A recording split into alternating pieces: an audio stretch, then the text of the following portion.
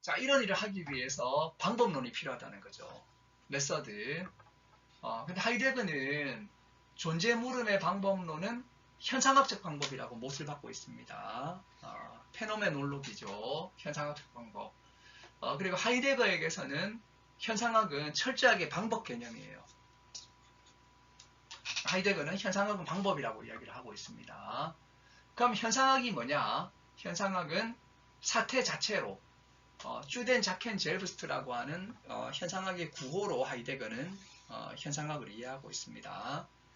근데 여기서 하이데거가 존재와 시간에서 현상학이라고 하는 이런 이제 그 말을 이렇게 설명을 하는데 이게 후서라고 상당히 다르다는 것입니다. 그래서 이제 그 후서라고 같이 현상학에 대한 글을 쓰다가 거의 뭐 학문적으로 인간적으로 결별을 해버려요. 후서라고 하이데거하고 서로 현상학을 이야기하게 되는데 현상학에 대한 관점이 너무 다르다는 거죠. 하이데거는 이렇게 이제 현상을 이야기합니다. 현상학이라고 하는 말이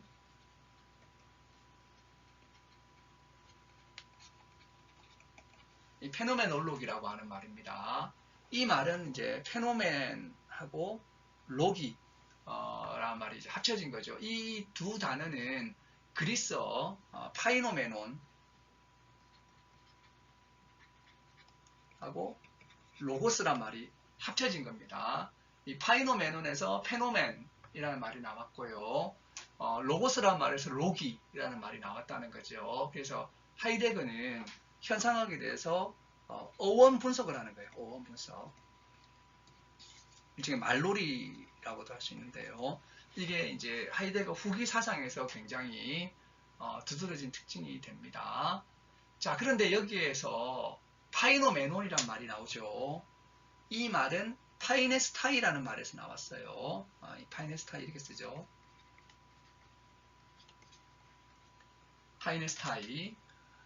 이 이제 그 파이네스타이라는 말은 뭐냐면 하이데거가 보기에는 중간태예요. 중간태. 그러니까 파이노메노는 파이네스타이에서 나왔다. 근데 우리 헬라어 배운 사람은 알고 있지 않습니까? 중간태는 뭡니까? 자기가 자기에게 하는 거죠.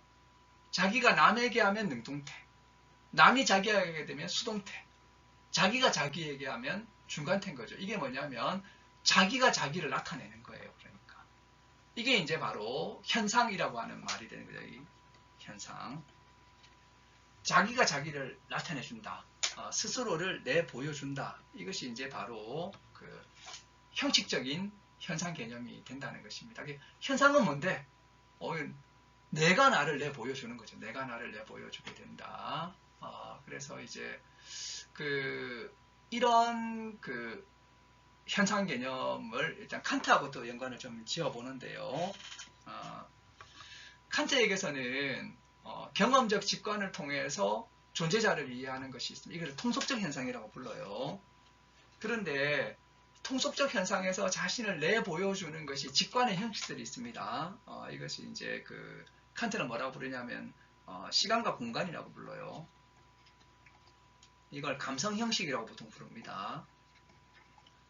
그래서 이제 뭐 내감의 형식이 시간이고 외감의 형식이 공간인데 이러한 직관의 형식들이 바로 현상학적 현상 개념이라는 거예요. 그러니까 이제 경험적 직관을 통해서 존재자를 알게 하는 것은 통속적 현상이고 이런 시간과 공간 같은 것이 바로 칸트가 말했는데 이게 하이데거가 말하는 현상학적 현상 개념이 된다는 것입니다. 상당히 좀 이 부분이 난해하죠. 자, 그래서 하이데거가 이 현상 개념을 네 가지로 이야기를 하고 있어요. 이게 너무 많죠. 그래서 이걸 뭐 자세하게 설명하기에는 우리 시간도 너무 부족하고 이 현상학이라고 하는 이 부분은 별도로 한 강의를 해야 될 정도입니다. 그래서 차후에 한번 이 부분만 따로 영상을 만들든가 하고요. 이번에 우리 이번 학기에서는 이렇게 이제 뭐가 있는가만 좀 소개를 할게요. 그래서 네 가지가 있는데 에어샤이넨이라고 하는 나타남이라고 하는 현상도 있고 현상 개념도 있고요. 거기서 알려주고 있는 그 자체. 그러니까 나타남이라고 하는 것은 내보여주지 않으면서 알려주는 것을 나타남이라고 합니다. 이런 현상 개념도 있다는 거죠. 그리고 이제 알려주는 것 자체도 있고 또 자신을 내보여주면 이게 이제 진짜 현상이라는 거죠. 현상. 이게 현상이라고 하는 것입니다. 그리고 이제 순전한 나타남, 이것을 방사라고 불러요. 그냥 그래서 밖으로 끄집어내는데, 칸트가 말하는 현상을 이제 네 가지인데, 하이데거가 말하는 현상은 이제 이거죠. 이거. 그래서 이제 이것은 어떻게 보면 자신을 내보여준다 라고 하는 것이고요. 이것의 결여태가 바로 가상이 되는 것입니다. 가상. 그래서 이제 이런 식으로 그 현상 이야기를 하고 있고요.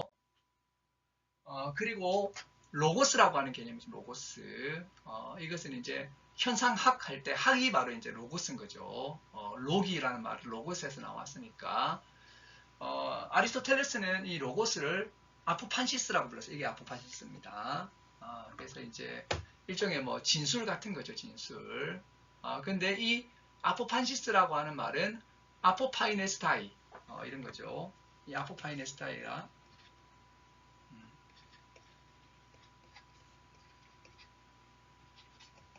이렇게 쓰는 거죠.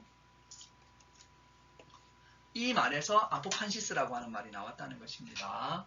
그럼 이 말에는 말의 내용, 말의 대상, 전달 표명이라고 하는 것이 있습니다. 이것은 나중에 하이데거에 이제 말 분석이 있거든요.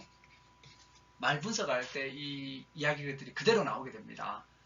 그때 이제 함께 해설을 하기로 하고요. 뭐 벨레데테 이런 이제 이야기들이 나오게 되는데 이런 내용들은 차후에 우리가 하이데거 그 언어 이야기할 때 그때 이야기를 하려고 합니다. 사실 로고스라고 하는 말이 매우 많은 의미를 가지고 있죠. 진술, 이미지를 동반하는 소리, 종합, 이성, 근거, 연관관계 이런 어떻게 보면 6가지의 의미를 가지고 있는데요. 특별히 이제 하이데거가 상당히 강조하는 것은 이제 진술로서의 로고스인 것이죠. 아포판시스로서의 로고스. 자, 그래서 이제 여기까지 이야기하고 나서 하이데거가 현상학 아까 말했죠. 페노메놀로기.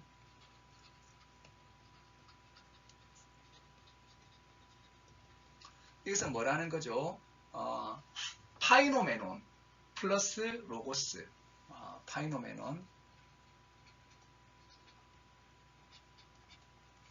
로고스라는 거죠. 그러면 이 말은 또 무슨 말이냐? 이 말은 아포파이네스타이 타 파이노메나라는 것입니다. 이 말은 아포파이네스타이 타 파이노메나. 이전에 무슨 말을 하냐면 레게인 타 파이노메나라는 말 써요. 레게인 타 파이노메나. 그래서 이제 그 현상을 말함, 이게 이제 현상학이 된다는 거죠. 근데 이제 이 레게인이란 말이 결국에는 아포파이네스타이란 말이죠.